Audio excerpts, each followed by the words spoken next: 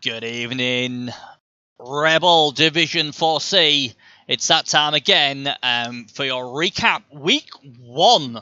So last video we had a preview and thought who we thought would do well and all that stuff, but now we've got some results to chew over. And as always, I have my partner in crime, Crystal Hunter, with me. Now then, Crystal, how are we today, buddy? Yeah, I'm pretty good, mate. How about you? I'm all right.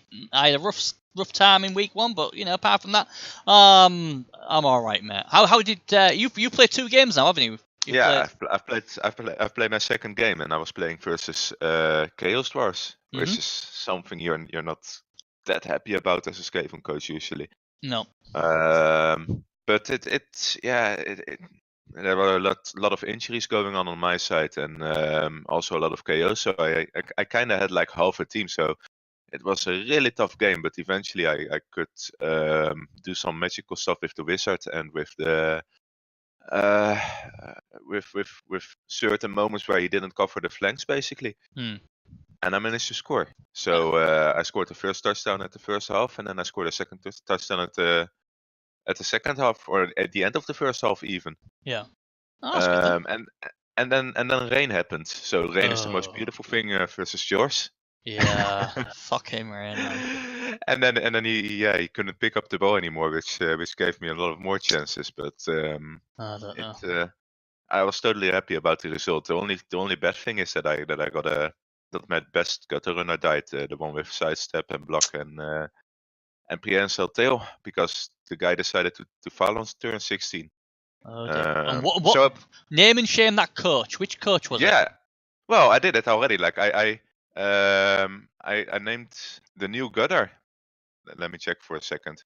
The new gutter has the name Tom Bombadil turn 16 kill foul. Oh, right, okay. So his cards are marked then. So not bad then. So you played 2, won 1, lost 1. That's not bad. Obviously, I'll quickly go over what happened to me. I played 1 game, got basically my ass kicked by Dark Elves in the Bastion stake. My new transfer, he lasted 1 hit and he got injured. My free agency signing, what was a really big signing, got killed turn 16. I lost the Hobgoblin, what I just bought, to -1 movement or armor, so he's sacked. And I had a guard trough killed, Apo failed, he ended up being -1 movement, so he'll probably retire soon. So I've got 1 guard on the trough team, and it's all going horribly wrong. Ironically, I did win the game 2-1. What confused the recappers who were doing my division, they couldn't get their head around it. But yeah, I've not even got 11 players anymore. But there was one good thing apart from winning is my sheriff rolled a double, so I've got Mighty Blow and Claw Choff. Check me out.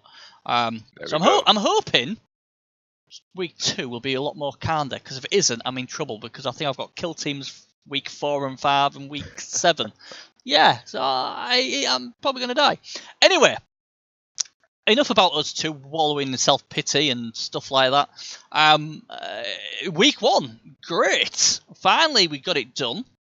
And ironically, the first game, Bad Dwarfs Reddit versus Marginal Annoyances, ended at 1-1. 20 armor breaks to 3, so the Dwarfs really did get the 68 blocks the Rats gave away. 68. Now, we had this, we were discussing this on the other divisions recap about another rat plague giving all these blocks. And again, the Rats are getting away with murder. 68 blocks, only 4 KOs, 2 injuries. Now we're gonna, what me and Hunter do is we pick a game and we dissect it. And ironically, this is a game we're gonna go in and have a look at in a minute. But again, this could have been a lot worse for the Rats. Really, a lot worse for the Rats. Like I said last week, like it is a bit like the Skaven playstyle to just go all out in full pressure. But this is why when I see rat coaches have half a team, because if this is what they do continuously, it's gonna end up and they're gonna all die. It's like you have those Japanese suicide bombers or what they call it. It's kamikaze bombers. It's a Skaven playstyle. It's the kamikaze playstyle. Right, well, I'm going to load the game in. I'm loading the game in now so we can talk about this. Now, I saw this full game, or the highlights of this full game, And the reason I picked this game is not to have got anybody and all that. We just give tactics and tips. But both coaches played very, very well. Now, this game ended at 1-1. Yeah. And we're going to show you why this game ended at 1-1. This really should have been a Dwarf win. I was really impressed the way the Skaven hung in there. They really had no right to get anything from this game. But he took his chance. And the right guy deserves all the praise. Now, the Dwarf guy, for majority of the game, he played fantastic. But he made a few key decisions what cost him the match. Yeah. And the big ones. And this is just to show you the fine line between winning and not winning. Because there wasn't much he did wrong. But when he did do it, he paid for it. So the first one was turn 8, wasn't it? So if I swing back to turn 8. The wizard was used, I think, turn 1 or 2. Yeah, I kind of want to head to turn 2 first there, because you can kind of see the situation about the wizard, and maybe it's just debatable about if it's usable or not on that point. Right, okay, well... We could do that because, like, the build-up towards that area was good. Like, the build-up towards turn 8 by the dwarves was really secure. And... Right, yeah, okay. You can always ask yourself, I'm going to go... I'm obviously... Right, okay, so I'm going to go to turn 2. Obviously, the wizard... Hazard still has the wizard. I'm just finishing off the hits on the dwarfs at the moment. Because obviously the rest put a lot of pressure on. I like that. It's pretty good the way they did that. Then obviously what happens here is the dwarfs go into this cage. Now, the dwarf player's probably expecting a fireball here. And I was thinking... I didn't dislike the fireball because the dwarfs were all a bit scattered. But I'm thinking, hold on to it. I think you might get a better shot. Especially when Wasp went down as well. I thought, oh, well, there's one of you guys. But the fireball comes out. Now, let's be honest. The rats are a bit unlucky here. The ball bounces, gets caught by Longbeard. Now, if that Longbeard doesn't catch that ball, the rats are taking the ball and probably going at the other end. So that was really, really unlucky for the rats. And then obviously we get the strip ball wrestle piece coming. So on the 1 die, I like that. No problems there. Ball goes loose, and look where the ball bounces.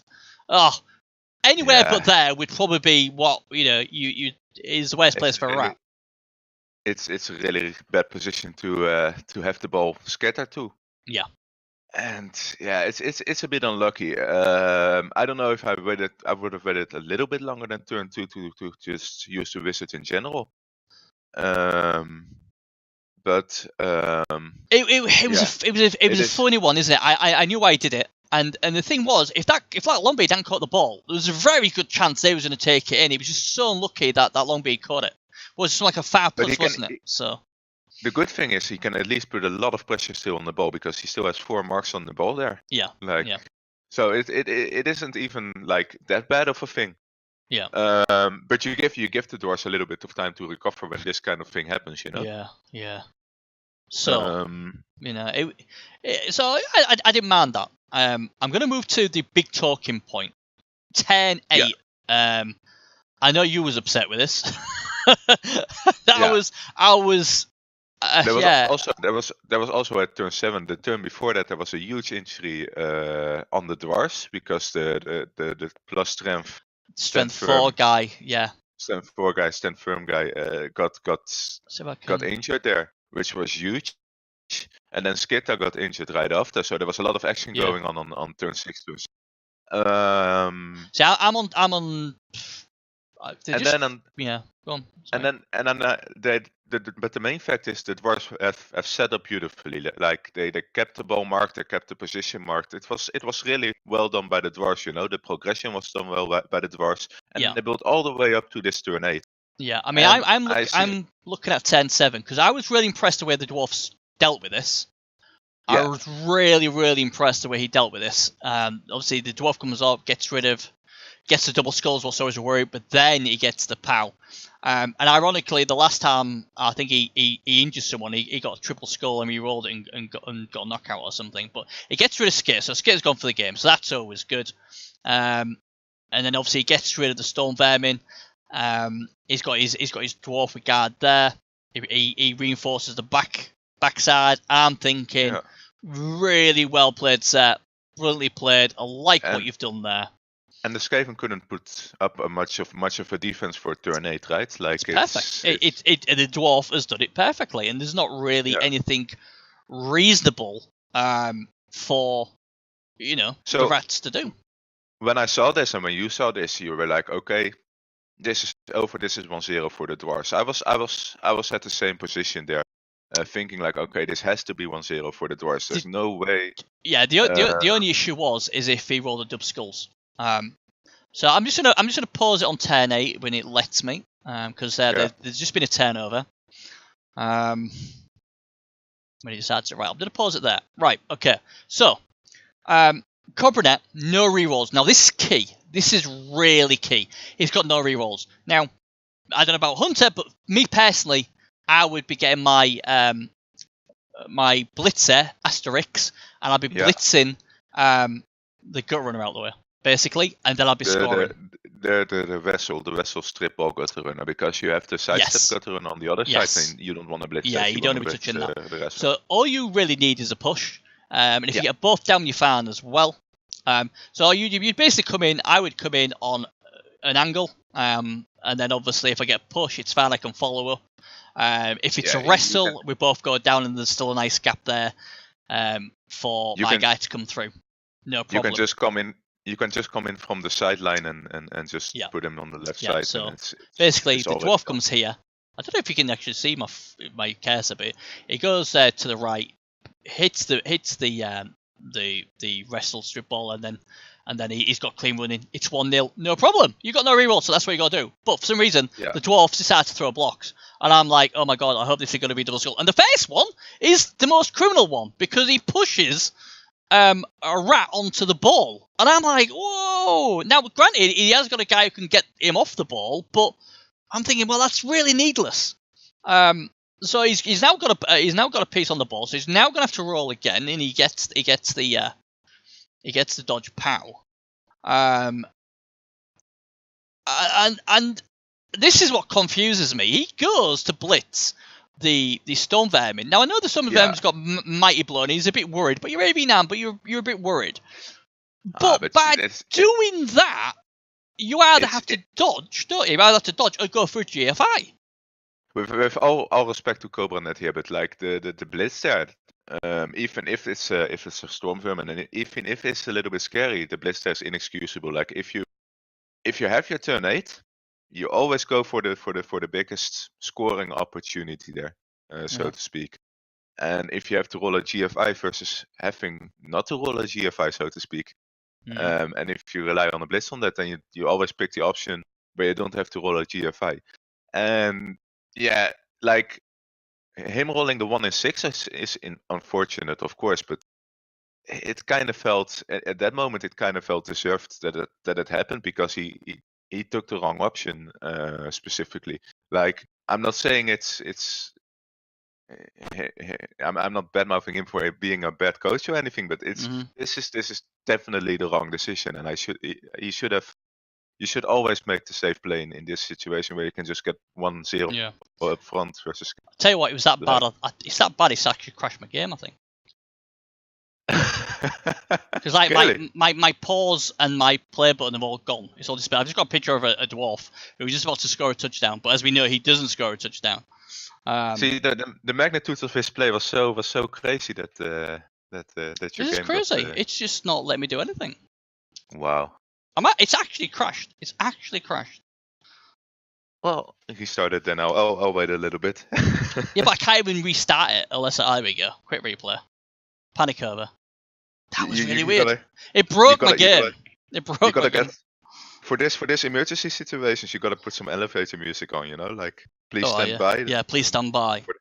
Yeah. But what we're trying to say there is you can quite clearly see I mean, it's just little errors like that.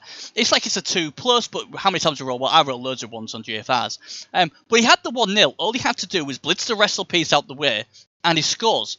And, if he's going to turn around to me and say, you know what, I am bothered about that result, I'm just about trying to kill stuff, fine, no problem. If that's how you want to play it, no problem. Yeah. But, the score was there, and you're against rats, and to me, that is just crazy. even for saying like I wanted some SPP. The more opposite, the better choice was to just blitz the gutter runner. Yeah. Even if you say like I want more SPP. Because the other one was armor as well, wasn't it? The other one was armor, yeah.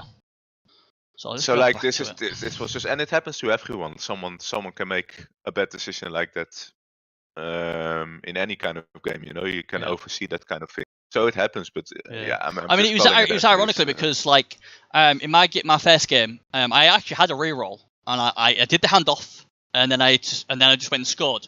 Now I didn't do my blitz or anything. I could have gone and hit about 3-4 other people, but I thought, you know what, I might dub skull. So I didn't dare do it. So I just took in the score. And then I see players like this, and I see this often. This is just thingy, and I don't get the thinking of why you would hit the stone vermin when you could just took out the gut runner and then you got a free run and you don't need the GFI and you're 1-0 up. Yeah. I don't get that.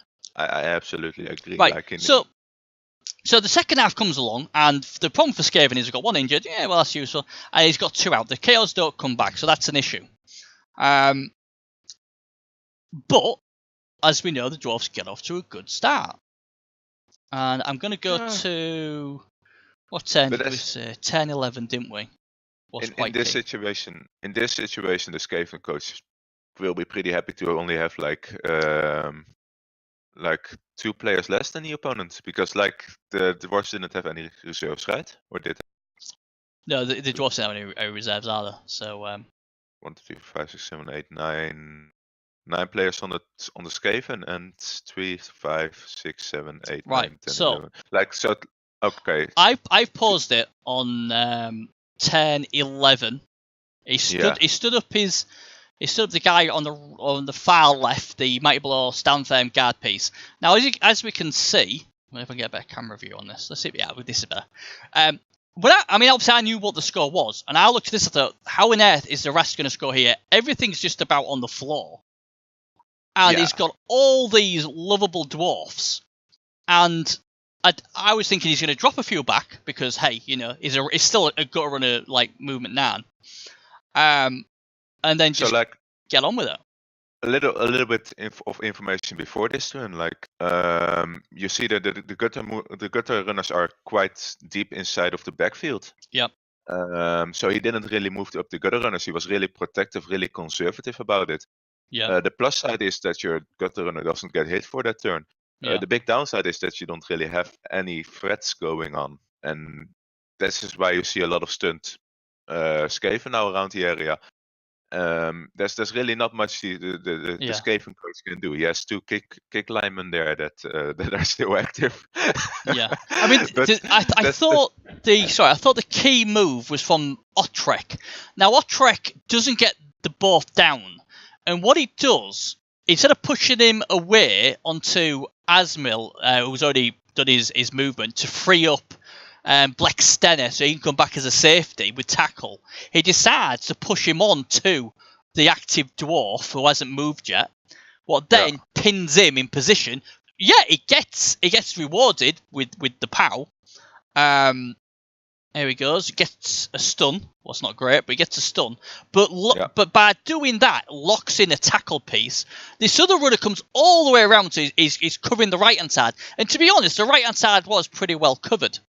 And then obviously with the stand firm dwarf, he shuts down at the bottom. The problem is if he'd have moved the other dwarf, he'd have had something to take out this gutter runner who's decided to do all this lovely running.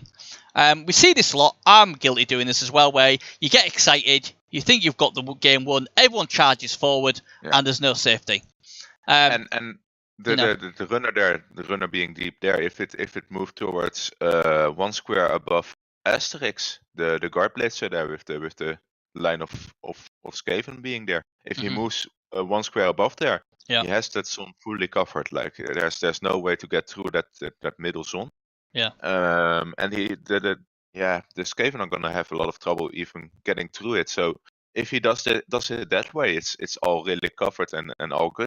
But he chooses to go really deep and try to cut off the gutter run on the right side, so he doesn't switch sides. What it should have basically done is knock this claw piece out the way, like I said, crabs too, and then at least he had 4, 5. Yeah, he had a hit on the ball. Would have been better than nothing, but he obviously doesn't do that. He actually goes the other way. But then obviously because he's done that, it pushes him, locks that down a bit. What if he's gonna show us? You can see now he gets through easily, and then he moves the blitzer, the dwarf blitzer gets pushed back a bit. So the dwarf blitzer is now even further away from the ball carrier. And the thrower isn't, or the runner, the dwarf runner isn't nowhere near. Like he's still sitting there. Yeah. So there's a big problem here. And then, but the blitzer, I think the blitzer can still reach the ball carrier, can't he? Yeah. Like on turn 12, the blitzer can still reach the ball carrier, but instead he blitzes the storm vermin here with claw. Yeah. Perhaps. Yeah, we've seen that bit where he's done that, and he could have got a blitz on the ball. You are right. He could have definitely got a blitz on the ball. And this was a forced blitz because you can put a lot of marks on that gutter, but with the 2 heads, he's just gonna laugh and run away. You know, it's a 2+, isn't it? And then but I really liked what he did. Instead of scoring, he deliberately he thought, right, I'm gonna get myself way out, way over here. Yeah. Because he knows he was down on numbers, and obviously dwarfs, it's quite hard to score. And now this is the other thing. What this is the other key thing is he's throwing all these blocks now, and it's like, well, why don't you just move the runner and the long beard first, and the 2 on the left hand side, move them first because they're your safe moves. Absolutely. Because if you move them down here, then whatever happens, even if it's a turnover, you're all right. Because he will have to score. But while they're still there, is danger. And he does something what I was like, wow. Bearing in mind on turn 8, he failed a GFI to score. He decided to tag the Storm Vermin by doing a GFI before doing the safe stuff. Frustrated. I was watching the same part, and I was like, dude, move your safe players first. Like, move your free players first. Get those into the back zone, so you're absolutely sure he doesn't stall another turn, because basically you're losing the game right now. Yeah, that's the thought I had. Like, basically you're losing the game right now. Yeah, and he fails the GFI when it would have been a lot easier to just use the other the other one. Maybe, I don't know. He's gone for the blitz here. Yeah, but even and it's in the GFI in it. It's like. If he would have rolled a quads dice anywhere, like if he did a block and he rolled a quads dice, the game is 100%. If he does anything else, then first move those 2 players and it fails, the game is 100% lost. Yeah, so and do you know what? I would have been, I don't know, I'd have been pretty tempted not to have scored this turn, because he sent his tackle piece the other way. So he had nothing with tackle, and God, you know what? I think he probably did the right thing, because I think the Rats are like, you know what? I'm going to be 1-0 up. He's only got 3. He's only got like 3 turns, so he probably was the right thing to do. But I would have known Rat players think, you know what? You aren't putting any tackle down here. I'm just going to stay down here unless you roll a 6. Let me take a quick look for a second. Now, there's absolutely no way to mark the runner there. So no. I guess it's the right thing to do. It is. It's with 0-0. It's the right thing to do. Well, maybe he could have dodged with the Storm Vermin and then do 2 GFIs there. If he feels like, okay, I'm gonna be really risky about it, I'm gonna do that. But that's the only option he has, and I think scoring is acceptable as well. Like, scoring is pretty fine as well. And the Rats again, they got 2 KOs out, but there wasn't really anything else really about the game. The Dwarfs come back and score again. They do a few nice things, pretty standard stuff. But just showing you them few little things there basically had a massive bearing on why the Dwarfs didn't win this. The Dwarfs in the end do well to get a draw, because really, God, they did really well to score in the 3 turns. But the Dwarfs should never have been put in that position in the first place. No, they could have done a lot better with the amount of injuries that were handed out, or the amount of chaos and injuries that were handed out. They could have just gotten more control of the game and at least get a positive draw, as I call it. So when you're close to winning, but you're still getting a draw, Yeah, I mean, for the Rats, that'll feel like a win because they got in trouble and they dodged a bullet, and then they did everything they possibly could. And like I said, the Dwarfs for the majority of that game were really, really good, but when they did make the mistake, it was huge, and I just couldn't get my head around why, maybe he's in this thought, well, it's a 2+, most times I'll make it, but you could have just blitzed the wrestle piece and just scored. Having no re-rolls, that was the key. You throw in all these blocks, But again, unless he's not bothered about winning, he just wants to beat crap up, then I suppose it makes more sense. But even then, you're more likely to break AB7 than AB8. So I don't know. But I enjoyed watching the game. I thought both coaches played really, really well. They did. I do believe the Dwarfs should have won, but the Rats, did really well to and punish him. Again, from my side of the whole criticism thing, I think he generally did play well as well during the whole game. Only those two key moments, those key decisions that he made, he screwed himself there. And that's the thing you got to learn as a coach. You got to stay focused on those moments, because if you don't, then you can lose these kind of games, basically. Yeah. Well, like I said, it was a really good game. I enjoyed watching it. I really did. I just, like you, I was like, oh my god, what's he doing that for? And he ended up paying for it. But again, a draw still not bad. It's a good, solid thing. They both played very, very well, and it'll be interesting to see how they do week 2. Right. The grudge match: Quiggy versus Sci-Fi Sorai. Hold on, I'm getting out of the replay for a second. There we go. Sci-Fi. I'm sure you've called it something else on Discord. I can't remember now. I'll have to check for next time. My apologies. The Sci-Fi Sorai. 0-0. Bit of a board draw. Both teams had a chance to score, but I think it's like they needed a foul plus each to pick the ball up and score. So in the end, it was a 0-0 draw. 11-hour break to 9. It was a bit of a dour match, but the Sci-Fi yet again got the better of the injuries. They inflicted 4 injuries and 3 KOs in their 40 blocks, where Quiggy, he got 6 KOs, so that's pretty good, especially if they didn't come back, and just a 1 injury. So, these two were good buddies there, having a good match again, and this time it was a 0-0, just like it was last time they played, so... It's with Lisbon versus Lisbon. It's kind of depends on who gets to the skinks first, and then if you can injure those, then a lot of mobility is gone. So it's kind of a balanced game during the most of the match, because both coaches will be blocking each other off a little bit from those juicy skinks. But yeah, that's the way it is, and I'm not surprised that it ended up with 0-0. Yeah. To be fair.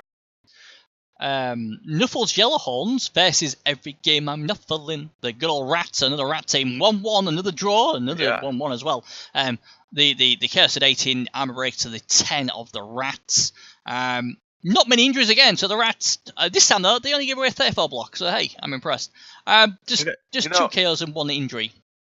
One thing I want to say, if we looked at the other division we're recapping, we've seen all wins and losses, and no draws whatsoever. Yep. And you see this division, and it's full of draws, like 6 draws out of 8. Crazy. It's amazing, isn't it? Blood Bowl is such an amazing game sometimes with that kind of thing. Crazy game. Anyway, every game I'm not playing versus the Chaos here. Wheelich took all the XP for this Rats, 8 points for him. Not much XP for Nuffles Yellowhorns. 10 points, 3 for Thortigos, 2 for Quake Flush, Neth Gurk, and 5 for Ricket Frim. Is that Theos? It seems to be like the game was like, okay, this armor 7 has to be armor 9 this game, because if you see the amount of blocks that succeeded compared to the chaos inflicted and the injuries inflicted, also having 2 explosions, so I can bet that he fouled a lot, the chaos team. It's kind of amazing that they had so little injuries out of it, basically. Yeah, it happens like that sometimes. I think a lot of the Rat teams I've seen so far in the early days have got away with like murder. I mean, they've had 60 plus blocks thrown at them, and they've come away with no issues. You gotta say like that. The Chaos have done well to keep it a draw then. Yeah. Because like in most situations, if you if you have those little injuries versus Kevin, you're not getting a draw, you're getting a loss. Yeah, he's done really well. But so he's done well. Both these teams, we like them obviously in the pre-cup preview, and we like them a lot. Now then, totally original L's versus Tabard Tellers. There's blitzes, defense blitzes on shore. There was loads of chaos going on. The Tabard Tellers 23 armor breaks to 5 against the Pro Elves. What a crazy game this was. I only got to see the first half of it, but even the first half was crazy. 59 blocks. Woo! Yeah, that's what I wanted to say. Have you seen the amount of blocks? It's insane. What is it? Is this like a new sort of thing? What AB7 does now? Hey, hit us, and it doesn't. AB7 in week 1 has got away with murder. AB9's been getting killed, busted galore, but AB7 first week, majority of teams have got away with it. But if you keep giving away 60 blocks almost each week, you're in trouble. The other thing is also like you'd expect 59 blocks with a best versus best team or a best versus agility team, but not with an agility versus agility team. So this by itself is already kind of amazing. Yeah, the other thing as well, there's 12 in heat, what played a big part in that game as well. So there's that involved as well. But 3-3. Both these teams will be happy for the main reason. Look at all the XP they got. You've got 18 points for the Pro Elves, and then you've got a nice, 11, 14, 15, 18 points for the Tabard Tellers as well. So both teams fill in the boots. Both start off with a draw, so they haven't lost, so that's good. And I'm sure both teams will be pretty happy, to be fair. Yeah. Especially the Elves. Teams are pretty much on damage, so like it's perfect, isn't it? Like if you have these kind of games, maybe they've been match fixing each other, Start saying stuff like that. Get a shot. Do you know? Anything controversial? Okay, we've had kamikaze, now match fixing. Crikey.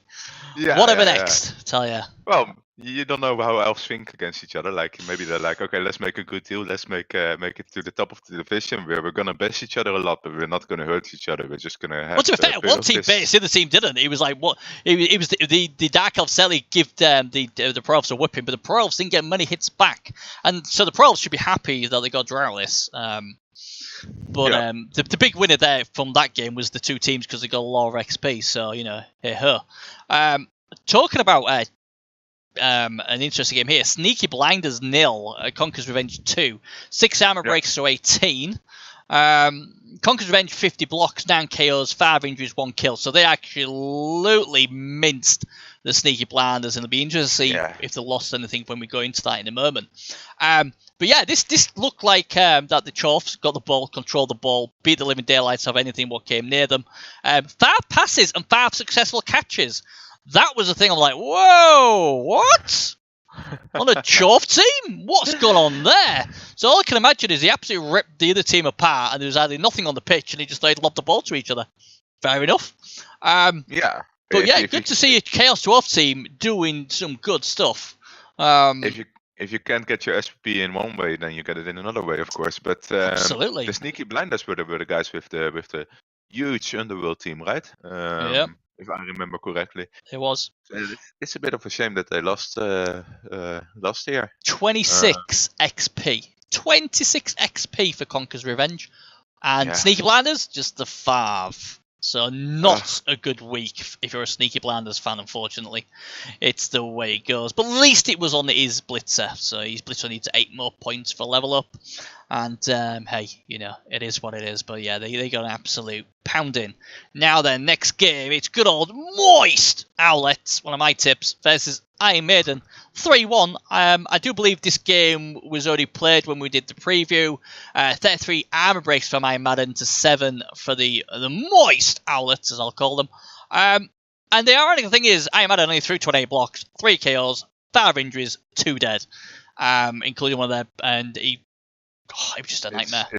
It's a typical agility hero game, isn't it? Like getting a lot of injuries in, getting a lot of KOs in from the chaos there. Yeah. And just still winning the game with 3-1. So that's yeah. It's funny, isn't it? Because I was talking to you about the rats and all giving away 60 blocks. They came through unscathed. The Wood Elves only gave away 28 blocks, and the team was left in a pile in goo. Yeah. That's just the way the game goes, isn't it? And obviously the. But this is this is the reason why you play agility teams, isn't it? Like if you have these amount of chaos inflicted and these amount of injuries inflicted, it feels so good to win a game like this. Like if you still manage to win this kind of game, the feeling is indescribable. Like it's something you kind of want these games more. If it wouldn't hurt your team that badly, but that's it. Generally, it gives you a good feeling about. I mean, the Wood Elves, they got 14 points, so that's pretty good.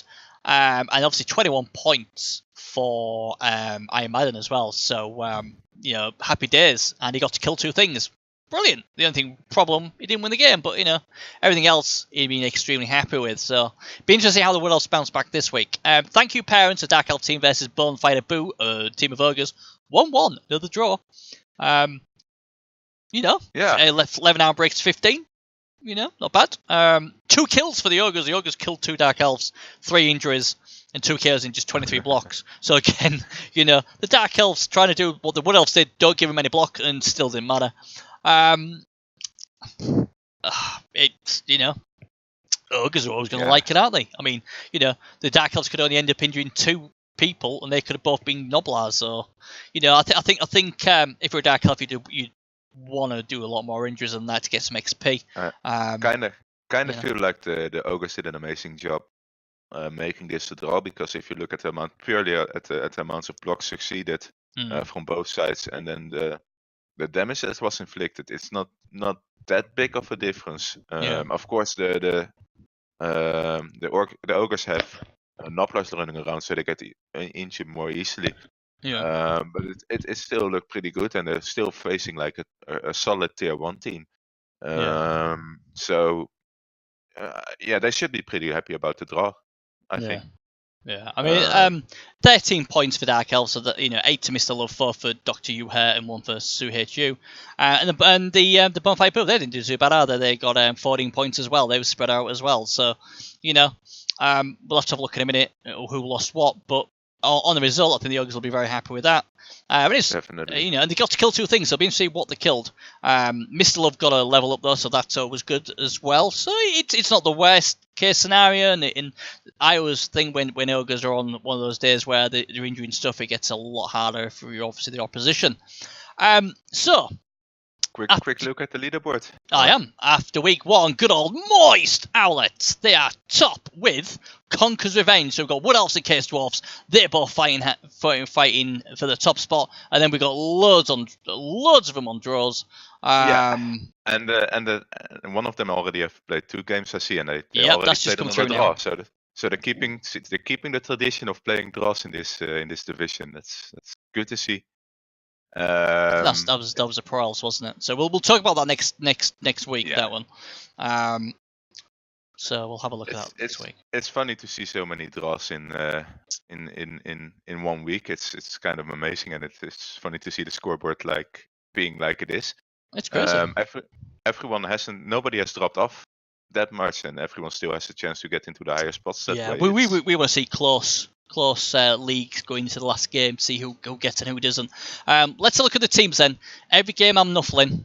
Oh god, dear me, they've got 2 Storm Vermin out on here. Yeah.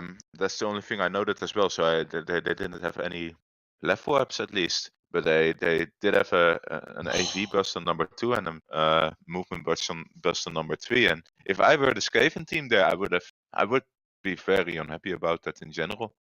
But this kind of thing can happen sometimes, and it just means that he has to cover his piling on class Storm Vermin a little bit better with Frenzy. But he does have 2 move and 10 gut runners, so that's not bad. Any level ups this week? None at all. But can you imagine how hard next game will be, because he's not gonna do a lot of damage versus the next team, is he? No. But if he gets inducements, he can get a wizard. He could quite easily win this 2-0. So. Well, yeah, that's true. Who knows? Sci-Fi's alright.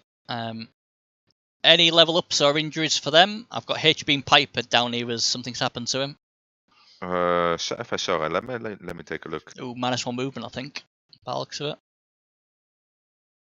I gotta go to the first base here even, or Oh.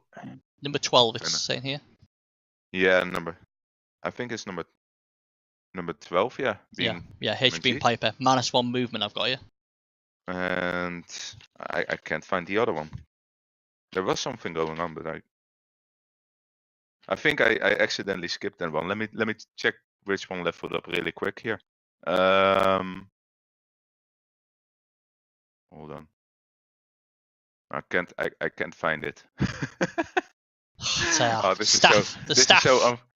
This is so unprofessional. I'm going to guess it's number 2, 1000, who rolled a double for Blodge. That's my guess. That looks like the only guy who could have possibly leveled up by some insane level ups. So I'm going to go. It's probably number 2, and if it is, it's good because he got blocked. I'm heading on to ReBBL right now to check. Number 4C. There we go. Come on. Was it number 2? We're going to find out.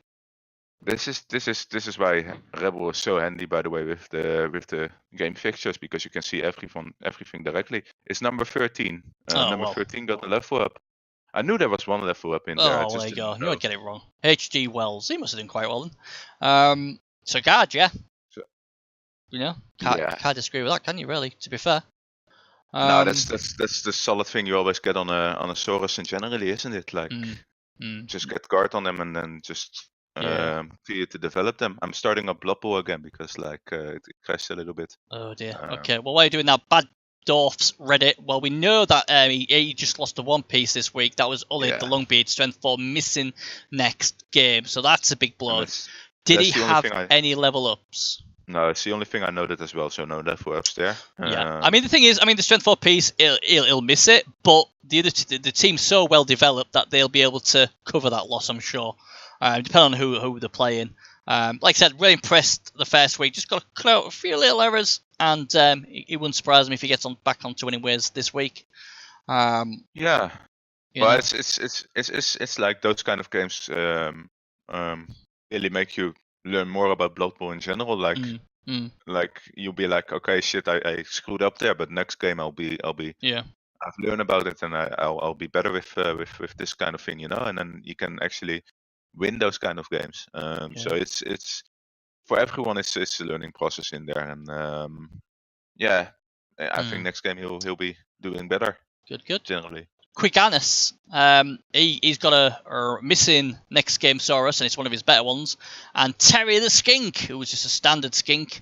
Don't think. Well, there's not shown any other injuries here unless you've got something different. I've just got number 2 and 12. The Quiganis, right? Mm-hmm. Yeah, two MNGs. Any level ups? No level ups at all. No level ups this week. So, we get to see the enormous crocodile. He'll be making his debut this season, so I'm interested to see how he gets along. Nuffle's Yell Holes is a bit different because obviously they've just leveled and they've got 3 levels. Did he have any levels from week 1? From week 1, not that I know of. Which team was it? Nuffle's Yellow Horns. Did he have any missing MNGs or injuries or anything like that? No, nothing that I directly saw, but they already played another game and they have 3 level ups, I see. So we'll talk about obviously we'll talk about that next week. I don't want to go into that now. So I kind of want to say something about Quiganas team. Yep. The coach. We still got to discuss about if we call him extreme or extreme. He messaged me. He says it's deliberate that there shouldn't be an E on there, so it's extreme. Extreme. So I was right about that. Yeah. That's perfect. So he did message me and said, "Yep, that's right." So there we go. Totally Original Elves obviously they just played the second game. In week 1, did they get any level ups and did they have anything MNGs or any injuries from week 1? Totally Original Elves. Nothing at all.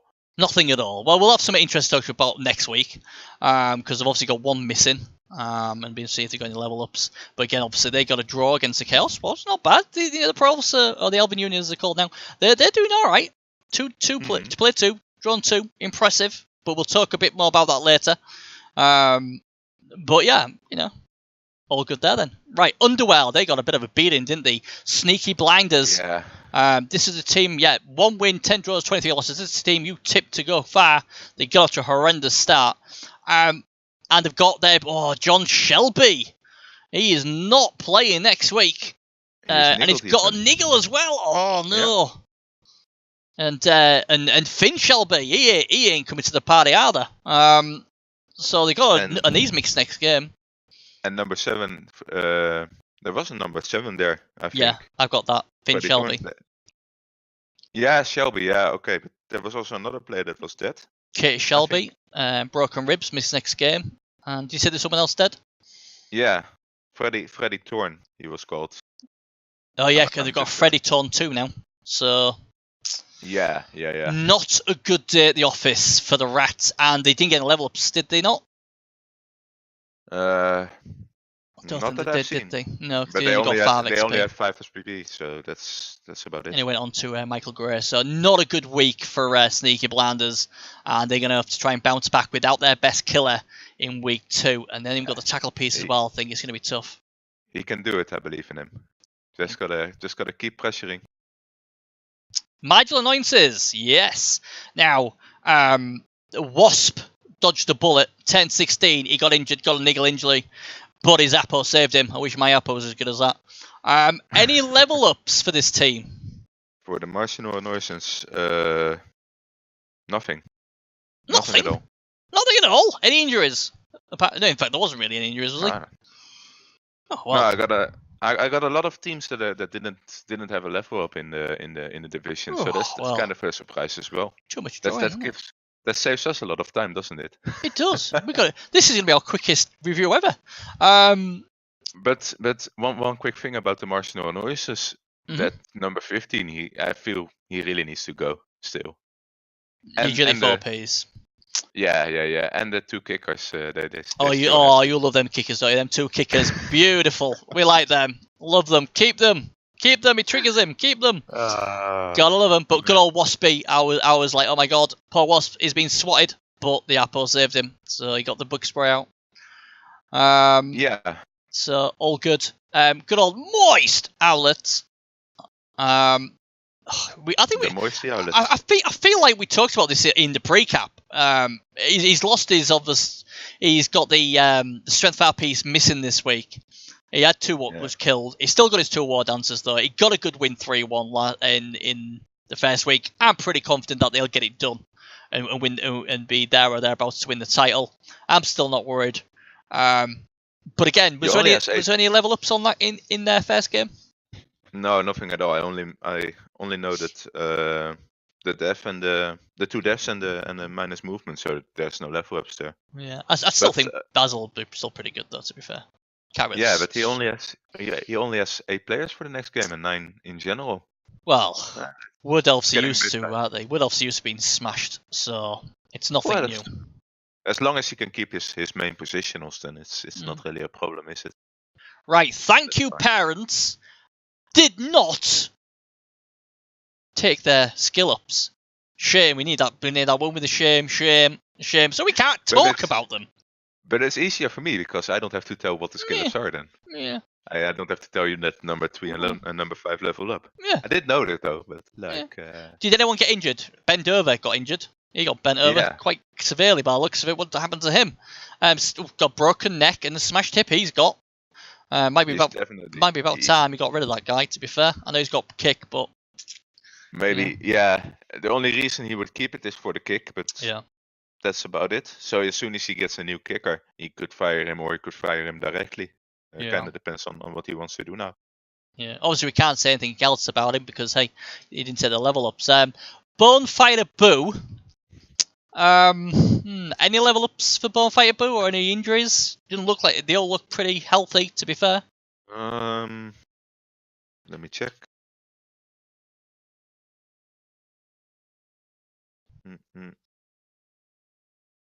Number 1 and number 4, I noted. So Zangief got guard and Bison got stand firm.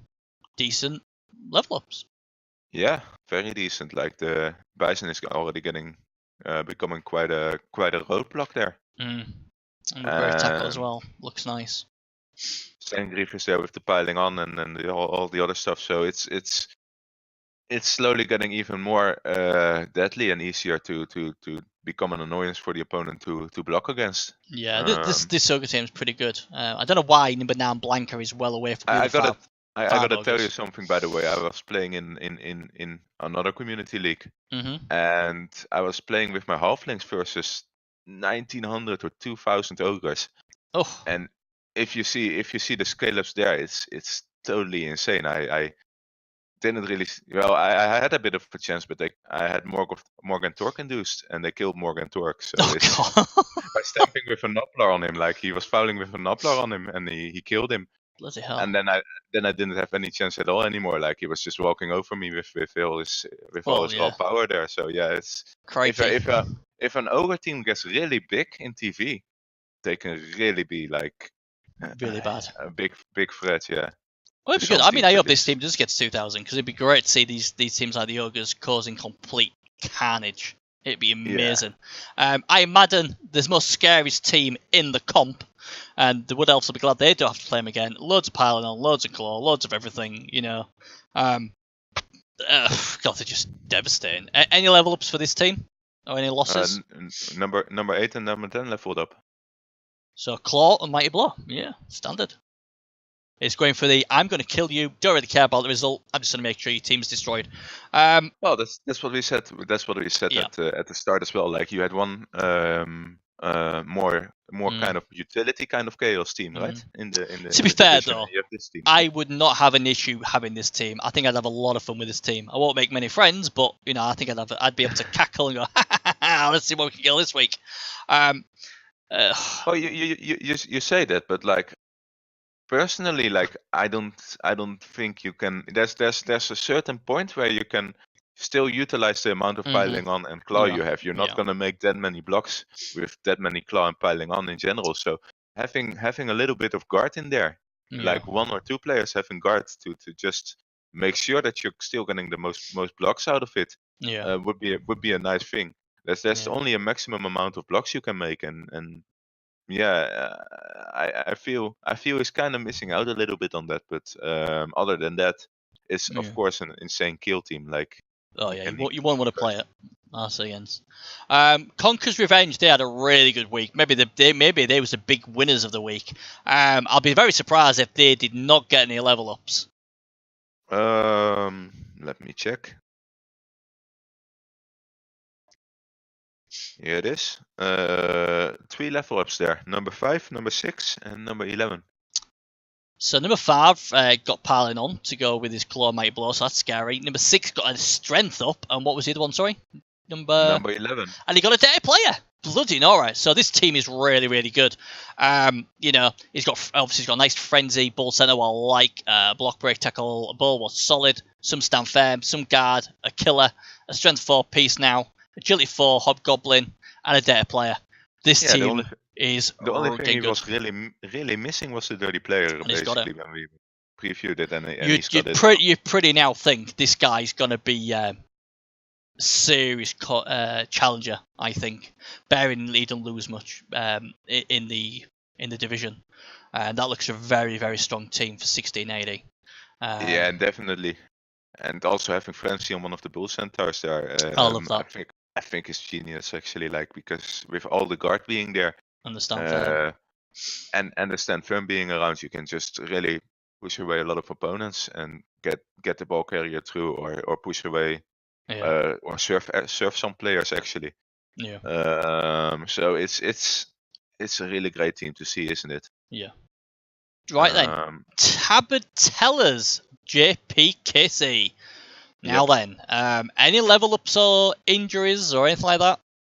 I gotta check. Number 4.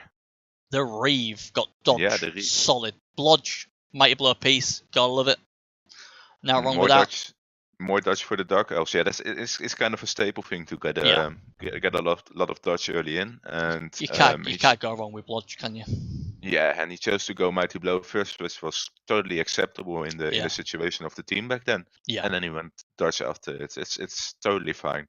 It's a nice little team. Like I said, he was in Casey was in the same division as we was last season and played very well. They started off badly, and then as it went on, it got a lot better. And I think KC will be, and again, another big threat. I mean, this division seems to me to be really, really close with everybody. I can't see one team running away with it. This is the fun thing with all the draws going on. Like even it keeps it close, isn't it? Even the coaches that lost, they can if this keeps happening with the amount of draws, they can easily bounce back after one game if they win one, because everyone else is drawing in the meantime, and the points are getting wasted basically. Instead of 3 points, there's 2 points being divided. So yeah, that's a thing. That's a thing to keep an eye on in general. And yeah, Tabartellers definitely have a chance to get into the higher ranks there.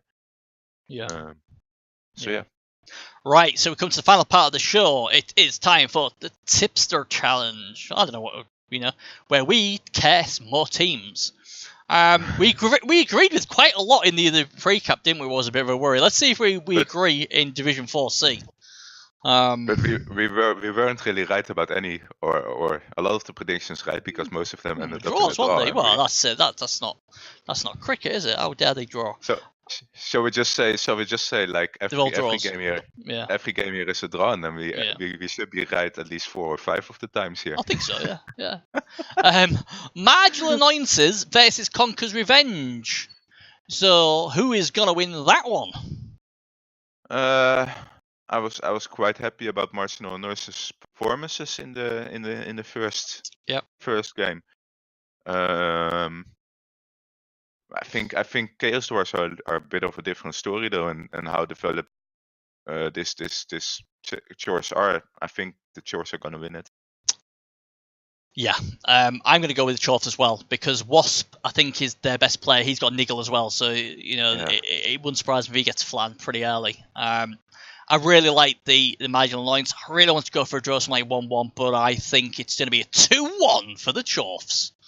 I imagine that Nasty Kill team is against Tabartellers, Case's Dark Elves. Who wins that one? Casey got this one. Yeah, I think with all the blodge. Yeah, exactly. And there's only one tackler around there on Iron Maiden's team. And that's the big weakness, If you go for a lot of bash, you're missing out on utility. And I think Tabartellers has the perfect team to really counter that. Yeah, I agree. Tabartellers get it done. I don't really know what score, but I'll say the Dark Elves will score at least 2 touchdowns in that game. That's my prediction. Probably completely wrong as always, but hey. So we both agree on the both. This is very worrying. We both thought Conquerors would win. We both thought Tabard would win. Are we going to change on this one? Bone Fighter Boo, the Ogres versus the Skaven of every game I'm nuffling. Can the Ogres keep the ball safe from rats? The Ogres have an Ogre and an edgy 3 Ogre in there. Yep. So that's already a scary thought as it is. The Skaven will get a Wizard, but they will be lacking out on their key Storm Vermin there to actually injure an Ogre. Yeah. I think this is going to be a draw. Okay, you're gonna go for the draw.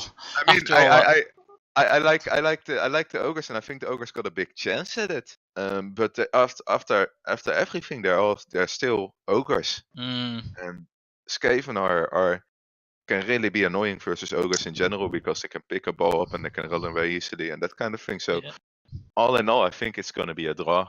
I think I'm going to go with the Rats, because they'll have the Wizard, and it's Rats. And long as I can see him scoring pretty quickly, go up to 2-0 rather than holding on. I think it could be something like a 2-1. But I'm confident, even without the killers, who would have had a bit of a problem against the Ogres anyway. They'd be able to smack a few nobblers, but I'm confident the Rats will get this done. As long as the Wizard doesn't mess up, I think the Rats will get it done. And I can't really disagree with you in general, because I kind of expect any result from this match. Like anything can happen in this match, as far as I'm concerned. Yeah. So we'll see how it works out. Right. Thank you, Parents versus Sci-Fi Sorai.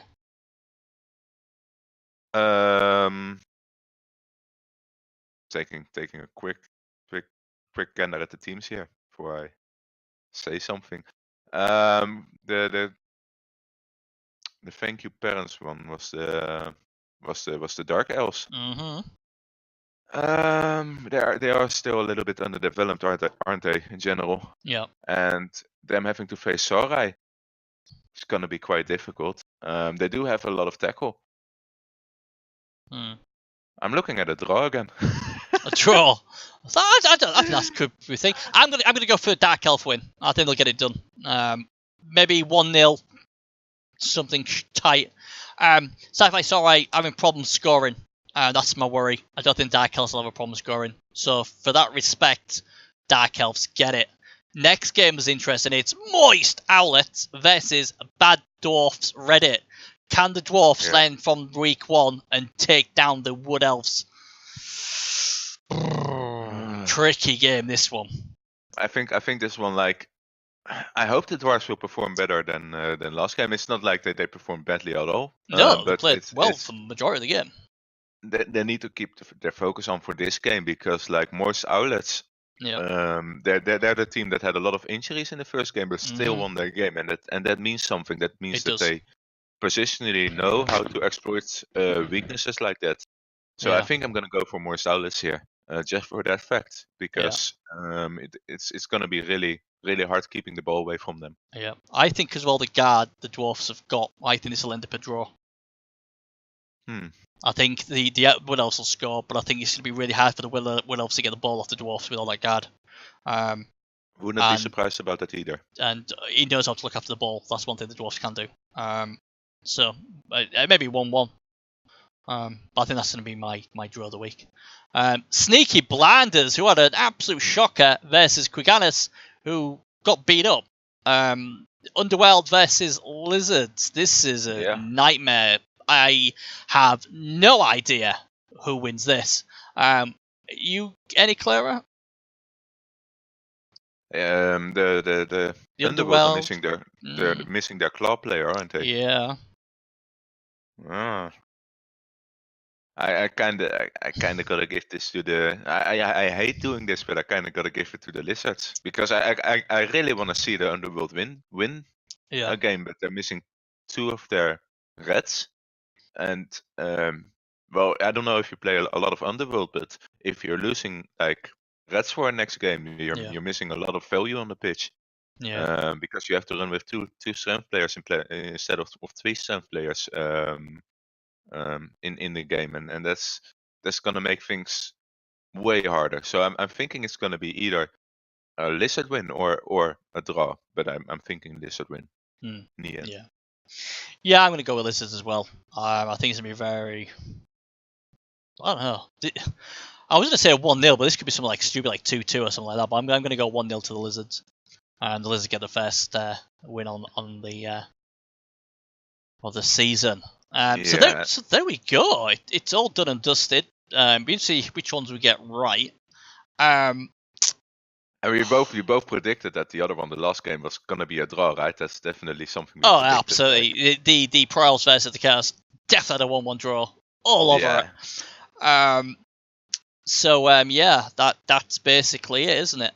My Bernie's Triple B Banker of the Week, the one I no won't lose. I'm going for every game I'm nuffling. They are my best tip of the week. They will get it done against the Ogres. So rats, do not let me down with my Triple B rating, because I'll be upset if you do. But I want you to go with Tabard Tellers, but I'm going to go with my every game I'm nuffling.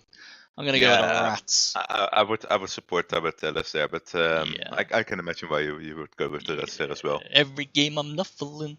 Gotta love it.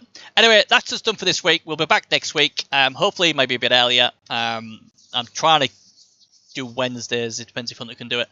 Either way, we'll try and get it done as soon as we can.